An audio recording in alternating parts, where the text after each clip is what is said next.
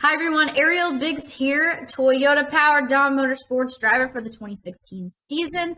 I am really excited. I have been dying to talk to you guys about Belle-Clair, what happened over the weekend, kind of my thoughts on the team that I'm working with and Illinois in general. I talked to you about the next race, where I think we're headed, where I think my progression's been, and a little bit about some stuff that's coming up next, what I've been working on. I feel like I've been hiding it, kind of. I've been secretive about it, so I'm excited to talk to you a little bit more about what's coming. Belle-Clair this weekend. I really like Belle-Clair. It's my favorite track that we raced so far, which is really hard for me to say because I love the banking at Macon that we ran last weekend.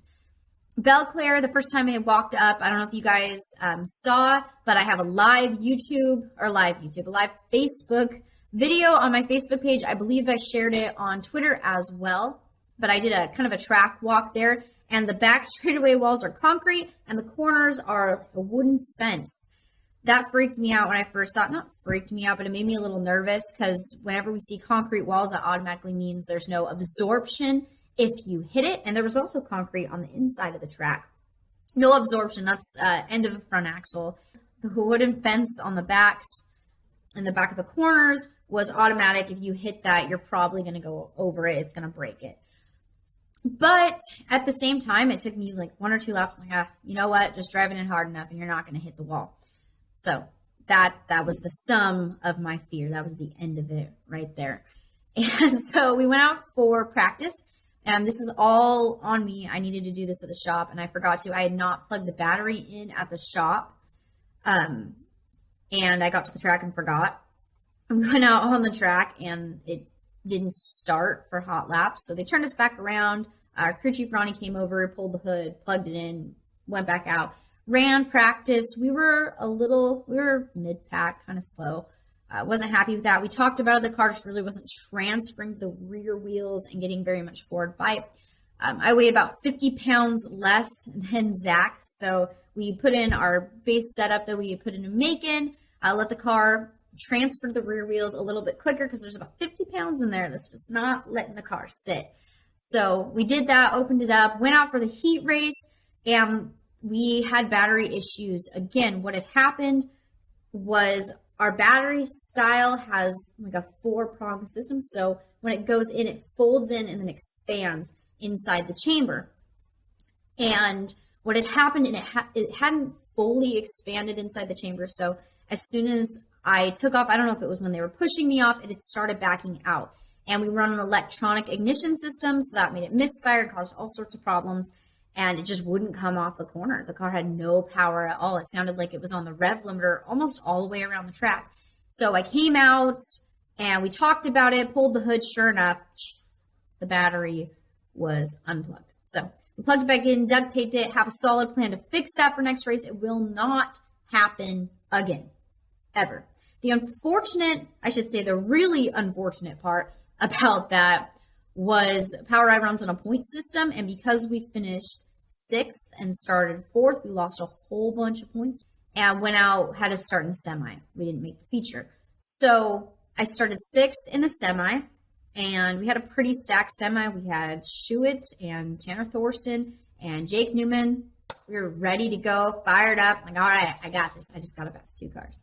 So we went out there, ran the first maybe 3 or 4 laps, kind of adjusted to the car, adjusted to the track, made a couple adjustments inside the car because it was pretty slick out, and figured out the top, was right behind. I was run 6th, right behind the 5th place car, getting ready to pass him, and 4th place jumped the cushion because there's huge, nasty bump going into turn 1. Jumped it, came across the track, down my nose.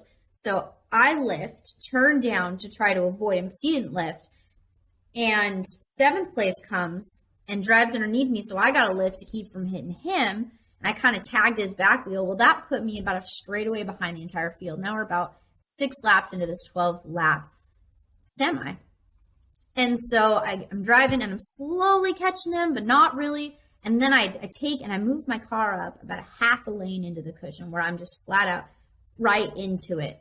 and the car lights up. It was like magic. The thing comes to life. Now hammer down the cars, moving forward. I catch the guy in a straightaway. I'm getting ready to throw my slide job on him, and checkered flag drops. There is no time for mistakes. There's no time for mistakes in the POWRi National Series. You cannot make them. And that was our biggest thing. It just took me too long to find that line. It took me too long to pass the 4th and 5th place car. And that was our biggest mistake this weekend. But we're fast. The speed is there. It's just a little bit of inexperience and not having a good heat race, because the heat race is the most important. Even if you start in the semi, you want to start in the front. I know in the last 2 semis that I've been in, the 1st, 2nd, and 3rd place car have finished 1st, 2nd, and 3rd in their semi. So that's really important. And my experience just came in, and we weren't able to make the pass.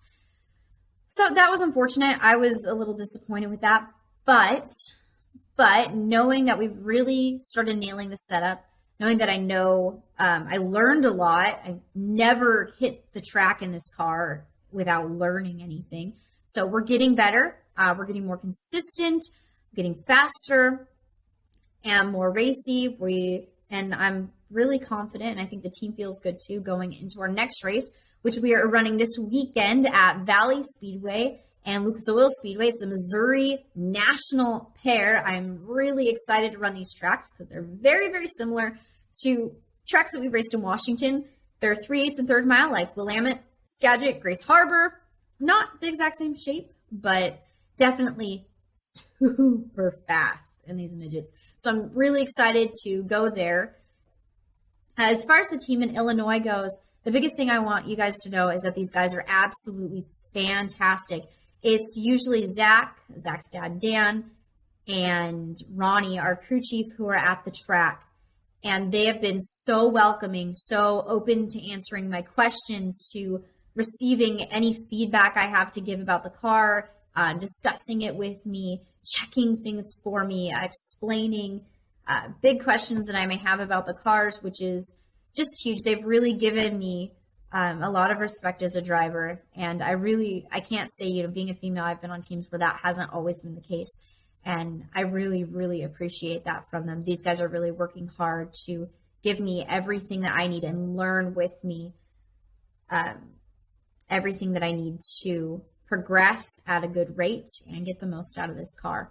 So that's another reason I feel really good moving into these next few races and about where we're going to go this season. So that is a huge positive. I'm sure I could go on and on about how awesome this team is and how amazing it is to roll up in a huge trailer, roll the cars out, not really have to do a lot of work on them. It's been really hard not being able to be so involved in the setup because Ronnie's usually doing it. Zach's usually making shock adjustments. I'm able to do some small stuff, but not as much as I was before. But it's really nice to come, have everything ready, go out for lunch. The days are much more laid back versus when you're working a 40-hour work week. You're going to school, and then you're getting everything ready at the last minute, and you get to the track, and it's go, go, go, go all the time. And you hit the track, and you've got a plan, and you've kind of thought of it, and now there's all this time, and it's good and bad. But I'm able to do some more social media posts, which is really nice. And thank you guys so much for following me and all your support during the races. I can't thank you enough. You guys are so awesome.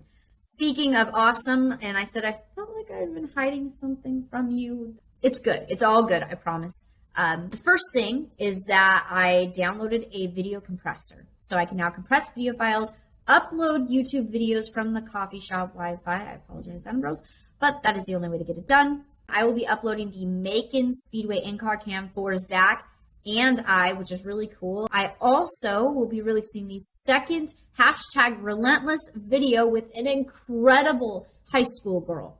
Absolutely incredible. This girl is relentless to a T. And last but not least, a t-shirt update. Top Groove Enterprises and I have worked together, and we have picked out the line that I want to use, the colors, all of that fun stuff. The only thing we're missing is a logo. I'm working with a friend of mine who's a marketing major, an incredible graphic designer, an incredible photographer, on making some awesome designs for these t-shirts. That being Cora Veltman, the very good friend of mine that did the first #Relentless interview with me. So I'm really excited to bring these to you guys. I'm going to show you a couple sketches now. I just want you to know that I'm not an artist. These are my sketches, and we are far, far beyond these sketches at this point. But this is kind of my sneak peek of what our logo is kind of going to look like. So here's just a couple ideas. I don't know if those make sense. I think it's going to be really cool. I'm really excited about this. It's very unique. I really wanted to make something different. Here's the rest. So if you can kind of picture that, I'll let you guys use your imagination to kind of think of what we're coming up with, but I can't wait to bring those to you. We've got some really cool strategies to get you t-shirts, get them early, and throw some little extra stuff in there as well. So thank you guys so much for watching. Thank you so much for all of your support and just being behind me through this entire adventure and journey. It's just going to keep getting better and better and better and better. So thank you guys. If you like this video, please give it a thumbs up and subscribe to my YouTube channel, because now we have that video compressor and I will be making lots more videos. Thank goodness. And make sure you're following me on Facebook, Ariel Biggs Racing, and Twitter @ABiggsRacing, and on Instagram, Ariel.Biggs, for everything relentless, all the stuff that's going on with our season. I do post different stuff to every social media outlet, so you can definitely do that. If you have Snapchat, this is brand new. I can't say that I'm completely technologically inclined with Snapchat yet. I haven't completely learned it. But you can follow me at Ariel.Biggs on Snapchat. I do post stuff to my Snap story. Go ahead and give me a follow. Thank you guys again. If you have any questions about the weekend, what's going on, something that I didn't explain right, just go ahead, leave a comment below. Send me a message on Facebook. Leave something in the comments on the Facebook post, or tweet me, or ask it in Instagram. Any social media outlet, just let me know, and I will answer it as soon as I possibly can. Thank you guys again so much, and remember, be relentless and push 110%.